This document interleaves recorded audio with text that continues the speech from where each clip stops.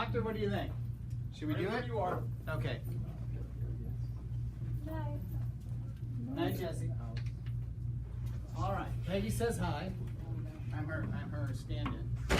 Everybody thinks we're married. We are not. About a year ago, Peggy wanted to give back to the community a little bit, so we started something called Peggy's Healing Community. I don't know if you've ever seen it, but the binders are growing. There's about 30 folks in here now. She wanted to make sure that we did a good job as a community center, a community hub, to make sure that all the local natural healers got exposed to everybody, and so that more people could know about them. So on our binder, on the registers, we've got everything from naturopaths to sound healing, coaches and therapists, nutritionists, dental medicine. You'll find it in here. It's also on our website. It's also, after this lecture tonight, we're going to video parts of it and put it on our YouTube channel. So you will always be able to have a resource whether you're in the store or outside the store. Okay?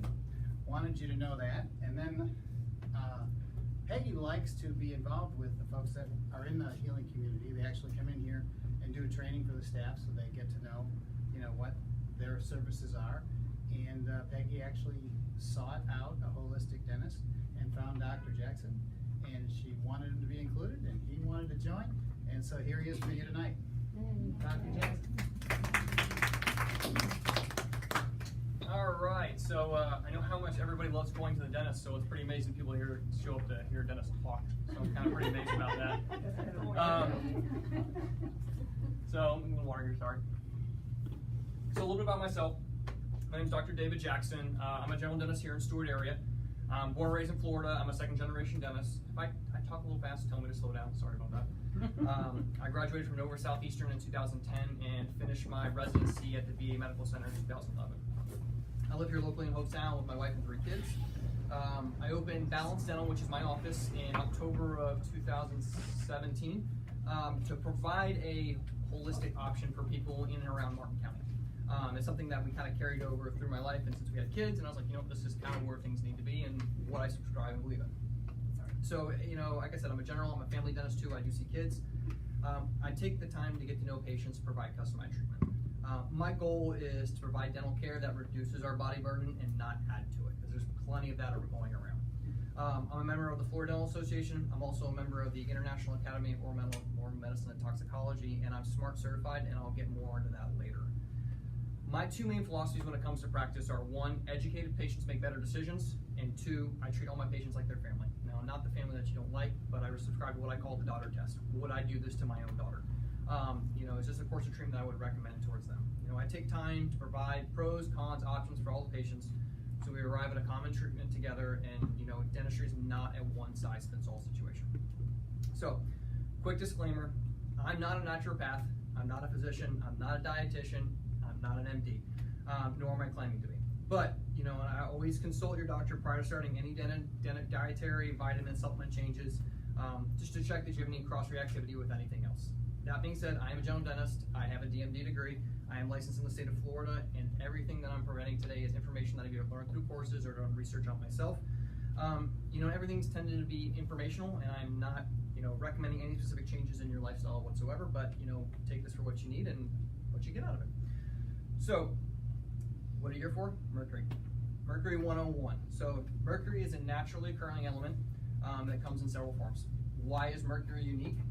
Mercury unique is because it's the only metal that's liquid at room temperature and natural atmospheric pressure. When it's heated, it turns into a colorless, odorless gas, which is mercury vapor, which is constantly being gassed off by amalgam fillings. The most common form of mercury is called methyl mercury. It's produced by microscopic organisms and is widely considered the most toxic form of mercury. It also been noted that methyl mercury and mercury vapor, which comes from amalgams, is very toxic and at very low levels. So, how do you get exposed to mercury? 1, eating contaminated shellfish. Most people know that already. Shellfish and fish, big ones. Breathing in vapors from spills and burning of industrial mercury-lating material. Breathing in contaminated workplace air or skin contact, that's going to be workplace environment situations, or release from dental work and medical treatment. So, But one of the biggest victories that we've had in reduction of mercury in the last couple of years was in 2013, was called the Minamata Convention on Mercury. And what it was a treaty signed by over 100 countries, including the United States, that is designed to protect human health and the environment and from human-caused emissions and the release of mercury and mercury compounds into the environment. And this included the phasing down of amalgam or mercury fillings. So, as of 2009, Norway and Sweden have banned amalgam fillings. Japan and Switzerland have almost banned them, and a whole host of other European countries, they are less than 5% of their use. So as of 2018, the British Dental Association issued an alert to professionals in the dental community that highlighted a 2016 European directive that now insists that amalgam should not be used in treating of deciduous or baby teeth, children under 15, or pregnant and breastfeeding women. Ironically, this was based solely on environmental concerns and no reflection on human health whatsoever, so I kind of found that kind of funny. But the European Union is considering a potential amalgam ban by 2030, whether that occurs or not is totally up in the air. So, what exactly is a silver or mercury filling? So, amalgam, it's an amalgamation of metals, and that's why it's called that. Typically, a low copper amalgam, which is what most amalgams are at this point, are up to 50% mercury, between 22 and 32% silver, around 14% tin, and about 8% copper, and a little other trace metals. Which means that the average mercury filling has about 1 gram of mercury in it. It was introduced to the United States around 1833, but by 1844, the American Society of Dental Surgeons, which was the only dental association in the United States at that time, made all of their members sign a pledge not to use it, citing that mercury in mercury fillings was malpractice. But by 1856, the American Society of Dental Surgeons had disbanded, and by 1859, the American Dental Association had formed and has touted its use ever since. So, how is amalgam made? So, amalgam is produced by mixing liquid mercury and the alloy of tin, silver, and copper solid particles. It used to actually molded by hand. The assistants would pour it out, they'd mix it together by hand and shove it in the tooth.